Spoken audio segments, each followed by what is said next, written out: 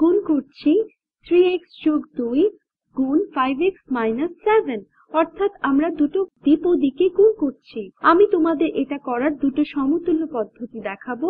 একটা পদ্ধতি তোমরা ক্লাসরুমে শুনে থাকতে পারো, এটা বেশ যান্ত্রিক বা মুখস্থ নির্ভর একটা পদ্ধতি, যেটা বেশ দ্রুত, তবে তুমি বুঝবে না তুমি এখানে কি করছো। আর আরেকটা পদ্ধতি হচ্ছে যেখানে তুমি যেটা ইতিমধ্যে জানো সেটা যুক্তিযুক্তভাবে প্রয়োগ করছো। প্রথমে আমরা মুখস্থ নির্ভর পদ্ধতিতে করব, যেটার সঙ্গে তোমরা মোটামুটি পরিচিত, এবং আমরা ফয়েল নামের একটা কৌশল ব্যবহার করব। ফয়েল এটা আমি এখানে লিখেছি, সুতরাং দেখতেই পাচ্ছ তোমাকে যখন কোনো বিশেষ কৌশলের নাম মুখস্থ করার জন্য বলা হবে তুমি বুঝে যাবে তোমাকে যান্ত্রিক কিছু শেখানো হচ্ছে। এখানে ফয়েলের আক্ষরিক অর্থ হচ্ছে, এখানে ফয়েলের এফটা ফার্স্ট অর্থাৎ প্রথম বোঝায়, ফয়েলের ওটা আউটসাইড অর্থাৎ বাহির বোঝায়, আর আইটা বোঝায় ইনসাইড অর্থাৎ ভেতরে, এবং এলটা বোঝায় লাস্ট অর্থাৎ শেষ। যে কারণে আমার এটা পছন্দ না তা হলো যে তোমার যখন বয়স 35 বছর হয়ে যাবে তখন তো আর তোমার মনে থাকবে না ফয়েলের অর্থ কি, আর তারপর এই দ্বিপদীগুলো কি করে গুণ করতে হয় তোমার সেটা আর মনে থাকবে না। তবুও আমরা এখানে ফয়েল প্রয়োগ করে দেখি। ফার্স্ট প্রথম বলছে প্রতিটা দ্বিপদী প্রথম পদগুলো গুণ করে দাও, অর্থাৎ 3x গুণ 5x, আর আউটসাইড অর্থাৎ বাহির বলছে যে বাইরের পদগুলো গুণ করে দিতে। এই ক্ষেত্রে বাইরের পদগুলো হচ্ছে 3x গুণ ঋণাত্মক 7, সুতরাং এটা হবে যোগ 3x গুণ ঋণাত্মক 7। এবার ইনসাইড অর্থাৎ ভেতরে, এখন আমাদের ভেতরের পদগুলো হচ্ছে 2 এবং 5x, এটা হবে তাহলে যোগ 2 গুণ 5x, এবং সবশেষে আমাদের আছে লাস্ট অর্থাৎ শেষ পদগুলো অর্থাৎ 2 এবং ঋণাত্মক 7, সুতরাং শেষ পদটা হচ্ছে 2 গুণ ঋণাত্মক 7।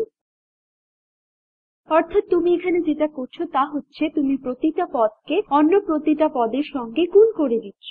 আমরা এখানে দুবার করে বন্টন সূত্র ব্যবহার করে গুণ করছি। আমরা প্রথমে করছি 3x গুণ 5x, তারপর 3x গুণ মাইনাস 7, তাহলে এখানে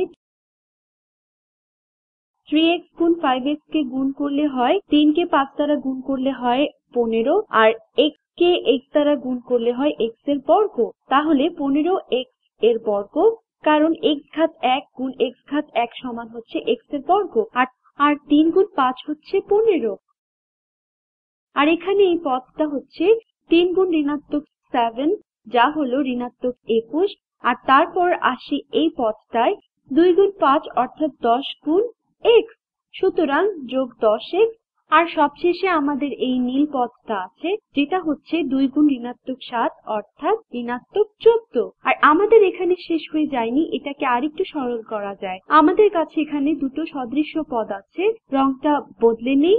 এখানে আমাদের কাছে দুটো পদ আছে যার x এর ঘাত 1 ঠিক এখানে। এখন তোমাদের কাছে যদি কোনো কিছু ঋণাত্মক 21 থাকে তার সঙ্গে তুমি 10 যোগ করছো, অথবা অন্যভাবে দেখলে তোমার কাছে কোনো কিছু 10টা আছে তার থেকে তুমি 21 বিয়োগ করছো, তাহলে এটা হলো ঋণাত্মক 11x, আর এটার সাথে আমরা 15x স্কয়ার কে যোগ করলাম, আর আমরা আরো পাই বিয়োগ 14। আর এটা এখানেই শেষ।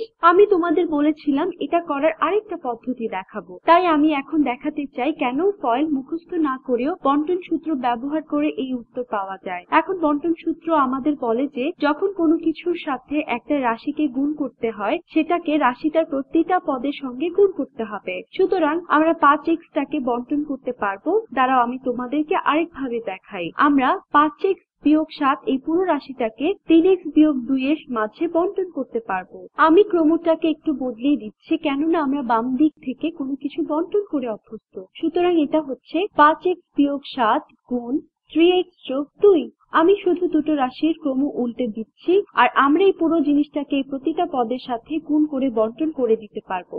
এখন কি আসে, যখন আমি 5x বিয়োগ 7 গুণ 3x করি আমরা পাই 3x গুণ 5x বিয়োগ 7, অর্থাৎ আমি মাত্র 5x বিয়োগ 7 গুণ 3x কে বন্টন করে দিলাম, আর এটার সাথে আমি আরো যোগ করব 2 গুণ 5x বিয়োগ 7, অর্থাৎ আমি 5x বিয়োগ 7 কে 2 এর মাঝে বন্টন করে দিয়েছি। এবার আমরা আবারো বন্টন সূত্র ব্যবহার করতে পারি। আমরা 5x এর মাঝে 3x কে বন্টন করে দিতে পারি, আর 3x কে ঋণাত্মক 7 এর মাঝে বন্টন করে দিতে পারি। আমরা এখানে 5x এর মাঝে 2 কে বন্টন করে দিতে পারি আর 2 কে সেই ঋণাত্মক 7 এর মাঝে বন্টন করে দিতে পারি। সুতরাং এভাবে করে আমরা কি পাই 3x গুণ 5x। এটা হচ্ছে এই যে এখানে আমরা 3x কে ঋণাত্মক 7 দিয়ে গুণ করি তাহলে এটা হচ্ছে এখানের এই পদটা আর 2 গুণ 5x করি এটা হচ্ছে তাহলে এখানের এই পদটা আর যদি 2 গুণ ঋণাত্মক 7 করি সেটা হচ্ছে এখানের এই পদটা। অর্থাৎ আমরা এখনো সেই একই ফলাফল পাচ্ছি যেটা ফয়েল ব্যবহার করে পেয়েছিলাম। এখন ফয়েল ব্যবহার করে আরো দ্রুত অঙ্ক করা যায় যদি তুমি একটা ধাপ বাদ দিয়ে এগোতে পারো। তবে আমার মনে হয় এটা আসলে কিভাবে কাজ করে সেটা তোমাদের জানা গুরুত্বপূর্ণ, কেননা যখন তোমাদের বয়স 35 বা 45 হয়ে যাবে তখন দ্বিপদী গুণ করতে গিয়ে ভুলে যেতে পারো। তবে এক্ষেত্রে বন্টন সূত্রটা মনে রাখতে পারো।